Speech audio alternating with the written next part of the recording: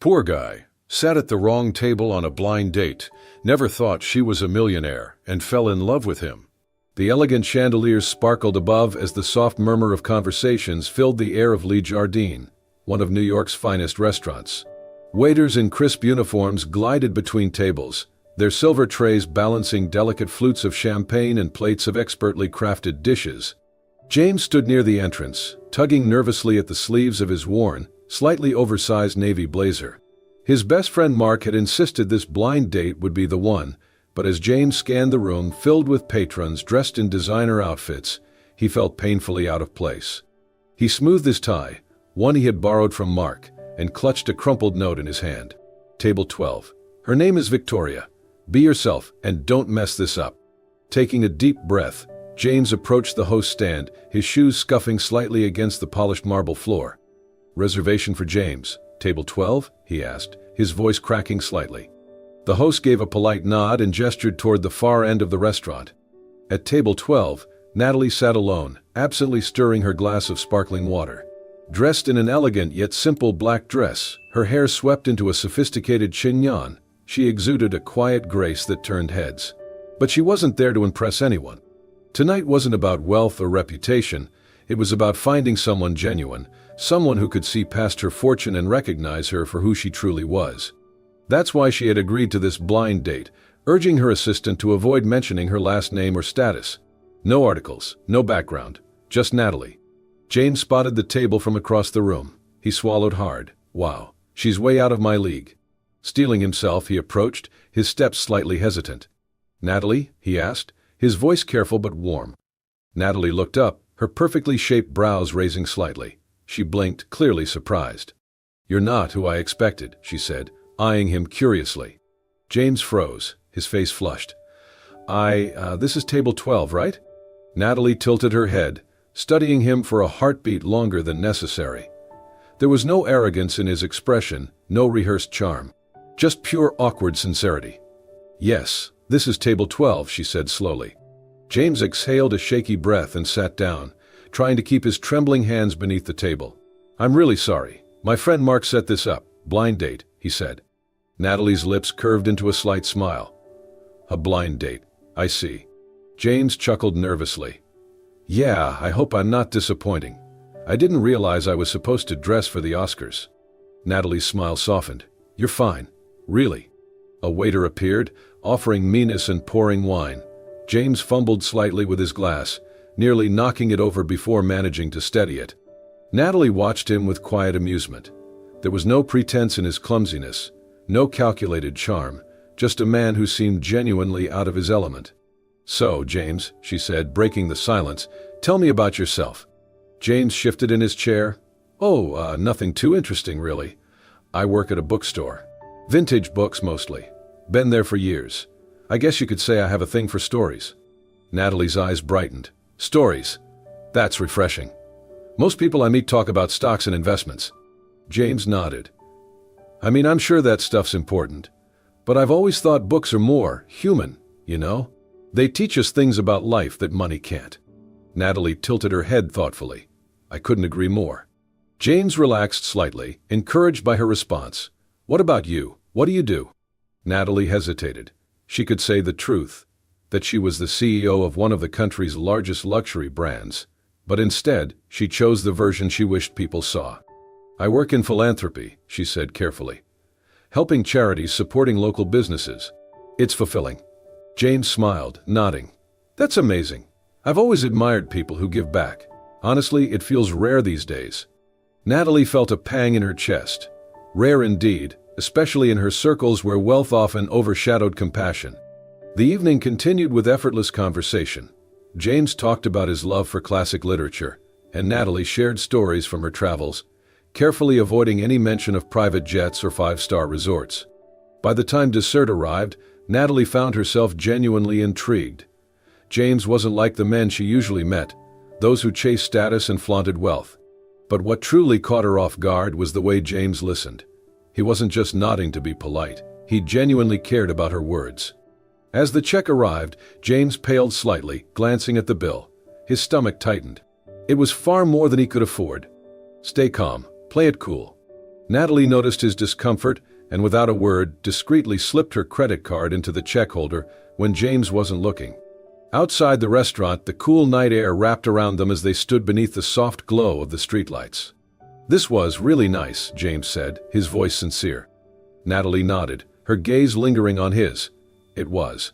Thank you for tonight, James. I'd like to see you again, if you'd be interested." Natalie hesitated, her heart pounding. For once she wasn't sure if she was being liked for herself or the life she had hidden. "I'd like that," she finally said, offering a warm smile. And as James walked away that night, he couldn't shake the feeling that he had just met someone truly special, without realizing just how extraordinary she really was. The following evening, James and Natalie met again, this time at a quieter cafe tucked away from the bustling streets of New York. The atmosphere was warm, with soft jazz playing in the background and dim lighting that made the space feel more intimate. James arrived first, his hands nervously clutching a second-hand book, wrapped in brown paper, an old edition of Pride and Prejudice he had found at his store, a simple yet thoughtful gift he hoped Natalie would appreciate. When she entered wearing a cozy cream sweater and jeans, James felt his heartbeat quicken. She looked effortlessly elegant, yet so approachable. "James," she greeted warmly, sitting across from him. "It's good to see you again." "You too," he replied, sliding the book toward her with an awkward smile. I brought you something. I noticed you mentioned enjoying stories last time, so this is one of my favorites." Natalie blinked, genuinely touched. "You brought me a book." James nodded, his cheeks tinged pink. "Yeah, it's not much, but—" "No, it's perfect," she interrupted, carefully unwrapping it and running her fingers over the worn cover. "This is incredibly thoughtful, James. Thank you." As their coffees arrived, the conversation began to flow more easily. "So," Natalie asked, "you work at a bookstore. How did that happen?" James chuckled softly, stirring his cup. "It's not as glamorous as it sounds. I grew up loving books. My mom used to read to me every night when I was little, everything from classic novels to fairy tales. When she passed away, books became my escape. They felt safe." Natalie listened intently, her heart aching slightly at the vulnerability in his voice. "I wanted to be a writer once," James continued. "But, well, life gets in the way. I had to drop out of college after my dad got sick, and since then I've just been working to keep things together." Natalie's eyes softened. "That must have been so hard." He nodded. "It was. But the bookstore, it feels like home. I've always dreamed of owning my own place someday. A cozy shop where people can lose themselves in stories the way I did." His words were so raw, so genuine, that Natalie felt a lump rising in her throat. "That's beautiful, James, and I believe you'll get there." James smiled, but there was a trace of sadness behind it. "Maybe. One day. Right now, I'm just trying to make ends meet." Natalie hesitated before sharing her own story, carefully choosing her words. "I work in philanthropy," she said gently, avoiding the full truth. "I help manage projects for local charities, education initiatives, food drives, that kind of thing." James's face lit up with genuine admiration. "That's incredible. You must make a real difference in people's lives." Natalie shrugged modestly. "I try, but it's not always easy. Sometimes people judge you based on appearances or assumptions rather than who you really are." James nodded, his expression sincere. "I get that. It's like people see what they want to see. They don't always take the time to understand what's beneath the surface." Their eyes met, and for a moment, it felt as if they were speaking about more than just careers or society. The conversation drifted into lighter topics, favorite books, travel dreams, and even embarrassing childhood memories. James made Natalie laugh with a story about getting locked inside the bookstore during a storm, and Natalie shared an amusing anecdote about volunteering at a pet shelter, where she accidentally mixed up the dogs' feeding schedules. What struck Natalie most was James's sincerity. He wasn't trying to impress her. He was simply being himself, kind, humble, and genuine. And for James, Natalie felt different. There was a quiet grace to her, a warmth that seemed so genuine. She listened, really listened, without judgment or condescension. As the evening wore on, the cafe began to empty, but neither of them seemed ready to leave. James finally broke the silence. "Tonight's been really nice." Natalie smiled, resting her chin on her hand. "It really has. Thank you for sharing so much with me, James. It means a lot." He hesitated before asking, "Would you like to do this again sometime?" Natalie's heart skipped a beat. She could feel herself growing attached, yet a part of her worried. What will happen when he finds out the truth? Still, she pushed the thought aside and nodded gently. I'd love that. As they said their goodbyes outside, the night air crisp around them, James watched her leave, his heart lighter than it had been in years. And Natalie walked away, clutching the worn book closer to her chest, wondering if she had finally met someone who could see her for who she truly was. The weeks that followed were filled with quiet moments of connection. James and Natalie continued to meet regularly, each encounter bringing them closer. Their conversations shifted from casual to deeply personal, with James sharing more about his struggles and Natalie opening up, though still carefully guarding the truth about her wealth. They frequented small, cozy cafes and parks, avoiding the spotlight Natalie was so familiar with. She felt safe with James, seen in a way she hadn't felt in years. And James, he found himself falling hard. But along with those feelings came a quiet fear that lingered in the back of his mind. One evening, as they sat on a park bench overlooking the city skyline, James finally voiced his concern. Natalie, he began, his fingers nervously tapping against his knee, I need to ask you something. She turned to him, her face gentle. What is it? He hesitated, struggling to find the words. I don't understand why you'd be interested in someone like me. I mean, you're brilliant and kind, and I'm just some guy working in a bookstore, barely making rent. Natalie's heart tightened. She wanted to tell him everything, to assure him that she didn't care about wealth or status. But the words stuck in her throat. Instead, she reached for his hand, squeezing it softly. James, you're more than your job. You're passionate. You're thoughtful. And honestly, that's rare. James searched her face for any trace of dishonesty, but found none. Thank you, he whispered. But the doubt lingered. Natalie, too, wrestled with her own fears. She hadn't expected to fall for James. At first it had been curiosity, the allure of someone who saw her as a person, not a headline. But now, every moment with him felt so genuine, so fragile. And yet, the weight of her secret loomed large. Everything came crashing down one rainy afternoon. James had just finished his shift at the bookstore when he decided to stop by their favorite cafe, the one where they had shared their first real conversation. The rain tapped gently against the windows as he ordered a coffee, waiting for Natalie to arrive for their usual meet-up. As he waited, his eyes wandered toward the magazine rack by the counter. That's when he saw it. A glossy lifestyle magazine with Natalie's face staring back at him. The billionaire heiress changing philanthropy forever, Natalie Sinclair's hidden empire. The article headline screamed out at him, and for a moment, James thought it had to be a mistake. But there she was, in the same stunning smile he had come to know. The same Natalie who had spoken about helping local charities, but had conveniently left out that she was running a global empire. His stomach twisted as he flipped through the pages, skimming details about her vast wealth, luxury properties, and influence in the business world. Was everything a lie? By the time Natalie arrived, James was already seated, the magazine tucked under his arm, his expression unreadable. Hey, she greeted, brushing rain droplets from her coat with a warm smile. Sorry I'm late. Traffic was. Who are you? The question cut through the air like a blade. Natalie blinked, caught off guard. What do you mean? She stammered. James pulled the magazine out and placed it on the table between them. This, he said, his voice tight. This is you, a billionaire, the same Natalie who said she just works in philanthropy. Natalie's face drained of color. James, I was going to tell you. I didn't know how. James let out a hollow laugh. You didn't know how? Or you didn't think I was worth telling the truth to? She shook her head, tears welling in her eyes. No, it wasn't like that. I wanted you to see me for who I am, not for my money. I was scared you'd treat me differently.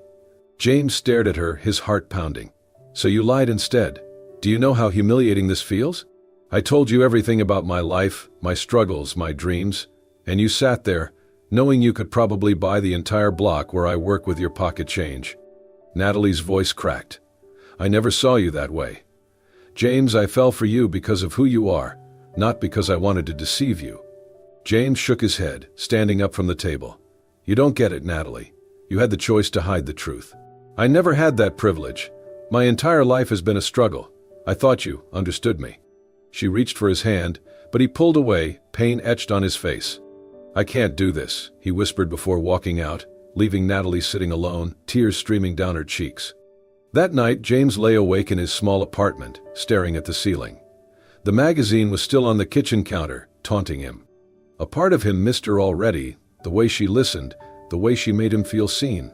But how could he trust her now? And yet, beneath the anger, a deeper question lingered.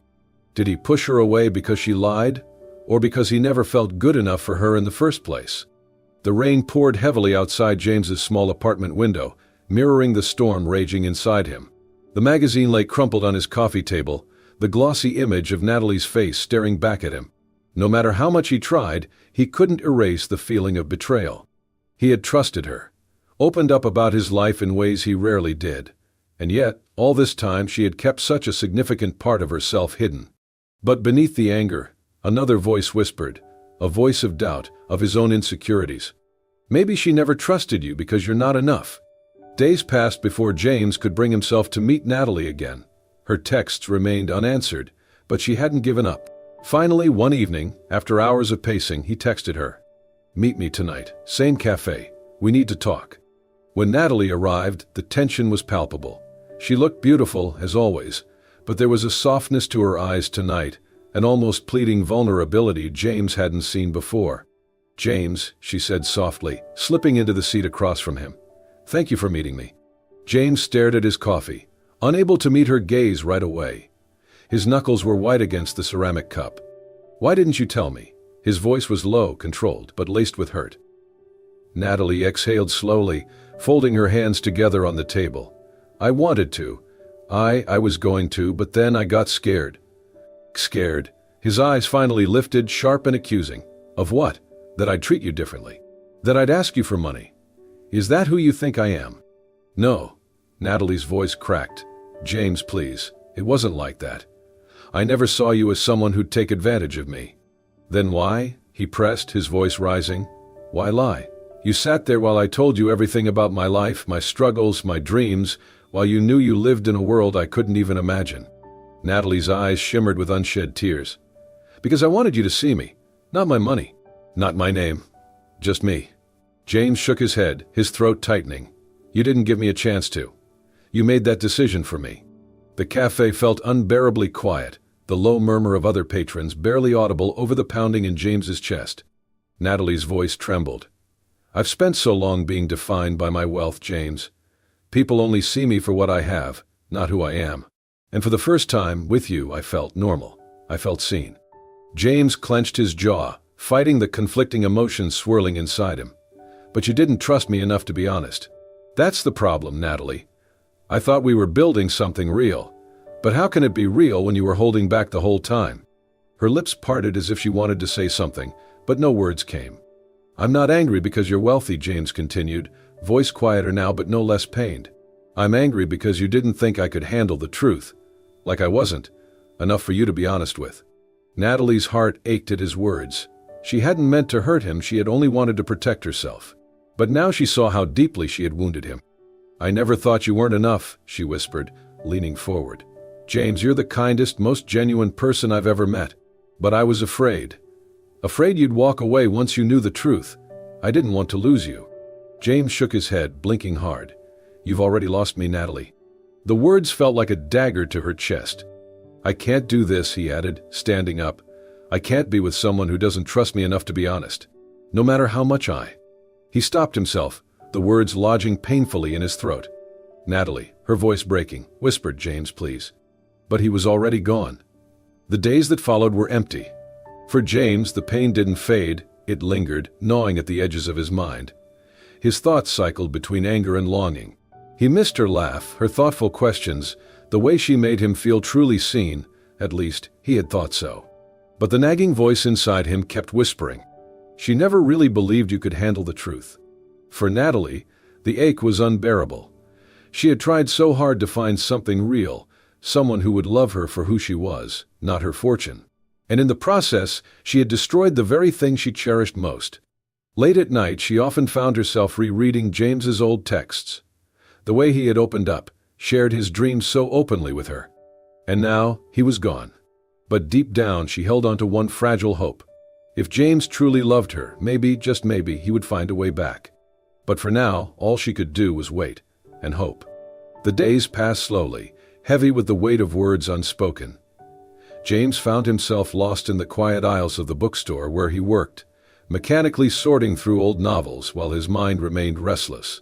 No matter how much he tried to distract himself, Natalie lingered, her voice, her laughter, the way she had looked at him with genuine warmth.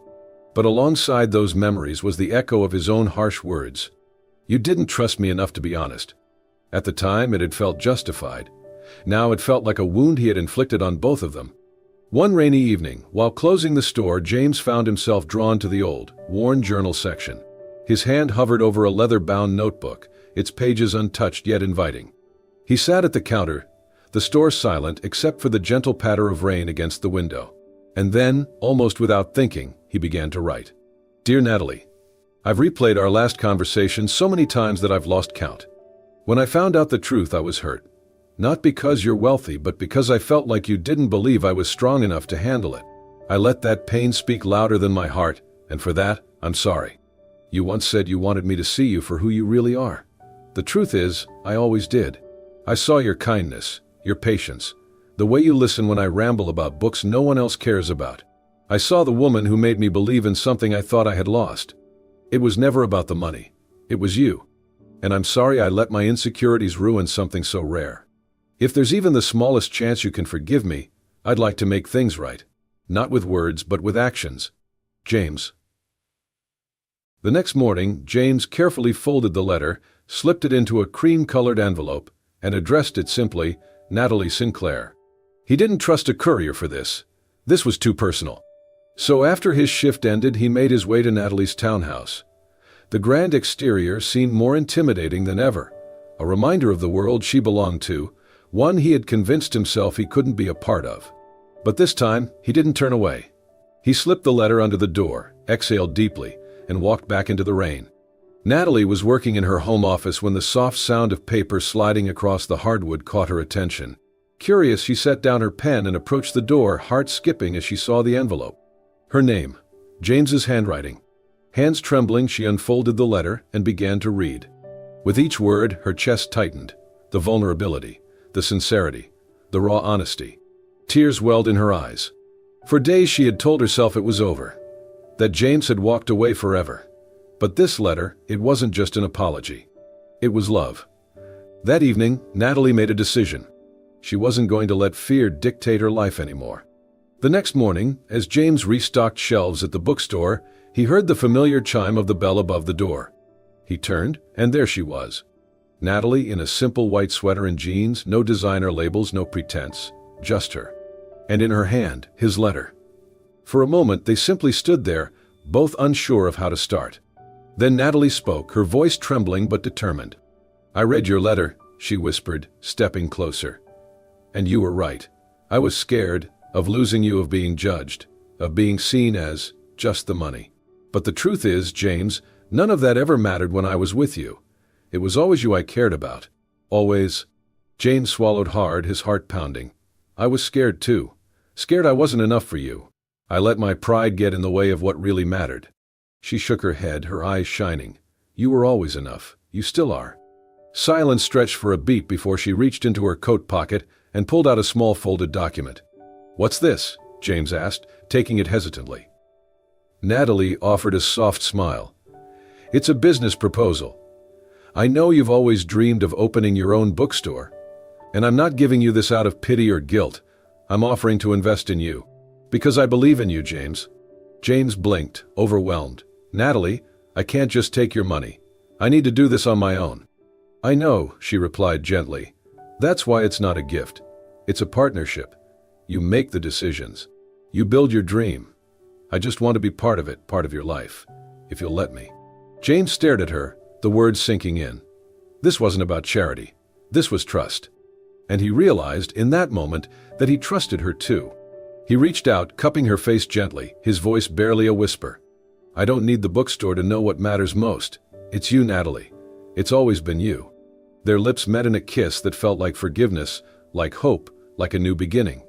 And for the first time, both of them knew this was real. The weeks after their heartfelt reunion were transformative. Though Natalie's offer had been genuine and heartfelt, James had made his decision clear. "I can't take your help, Natalie," he had said softly but firmly, holding her hands in his.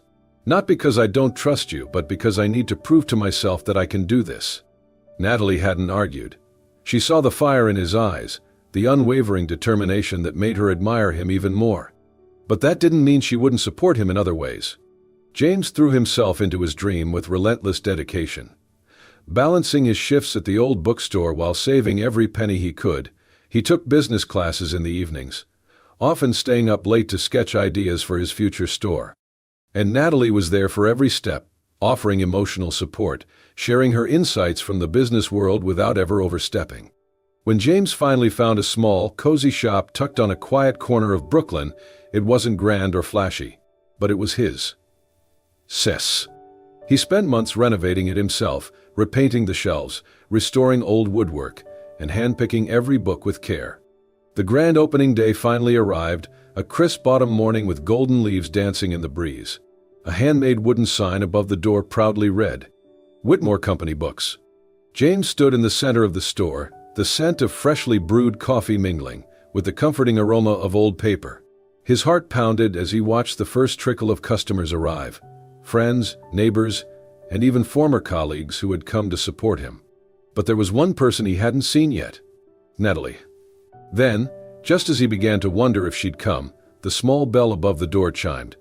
Natalie entered, wearing a simple blue sweater and jeans, her hair flowing in soft waves. No designer brands, no bodyguards, just her. And in her hands was a bouquet of white lilies. James's breath caught. She was breathtaking, not because of how she looked but because she was there, exactly as he had hoped. She approached him, a soft smile playing on her lips. "For the grand opening," she whispered, handing him the flowers. James took them, his hands trembling slightly. "You're here. I wouldn't miss it for anything." As more guests filled the space, James realized he needed to say something. He cleared his throat, stepping onto a small stool near the counter to get everyone's attention. "Hi everyone," he began, his voice echoing through the cozy space. "I just wanted to say thank you. This bookstore, this dream, it wouldn't be possible without all of you." His eyes briefly met Natalie's, and he felt his heart swell. "But there's someone here I need to thank more than anyone." The crowd parted slightly as James stepped down and made his way toward Natalie. "This woman," he continued, his voice steady but thick with emotion, "has been my greatest support. Not because of what she has, but because of who she is.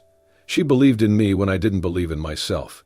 She's shown me that love isn't about status or wealth, it's about being seen. Truly seen." Natalie's eyes shimmered with tears as James gently took her hands in his. "I love you, Natalie. Not for your last name, not for what you have, but for your kindness, your strength, and the way you make me want to be a better man every single day." A soft murmur rippled through the crowd as James's words echoed in the quiet. Natalie, overcome with emotion, whispered, "I love you too, James." The applause was thunderous, but James only heard Natalie's heartbeat as he pulled her into a gentle, lingering kiss.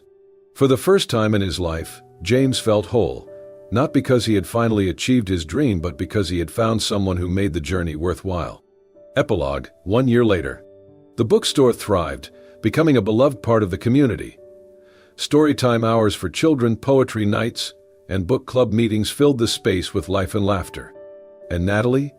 She had become James's silent business partner, not because he needed her money, but because she wanted to be part of every chapter of his life. One evening, after the last customer had left, James locked the door and turned back to see Natalie arranging a new collection of novels on the shelves. He walked over, wrapping his arms around her waist, resting his chin gently on her shoulder. "You know," he whispered, "this feels perfect." Natalie smiled, leaning into him. "It does." And as they stood there, surrounded by stories of love, hope, and second chances, they knew theirs was the most beautiful story of all. And so, James and Natalie's journey reminds us that love is about seeing beyond wealth. Beyond appearances, it's about the connection of two souls who find strength in one another. If this story touched your heart, don't forget to like, share, and comment your favorite moment below. And for more heartfelt stories that will inspire you, bring tears to your eyes, and remind you of the power of genuine love, make sure to subscribe to Soul-Stirring Stories. Thank you for being part of our storytelling family. See you in the next story, where love and hope always find a way.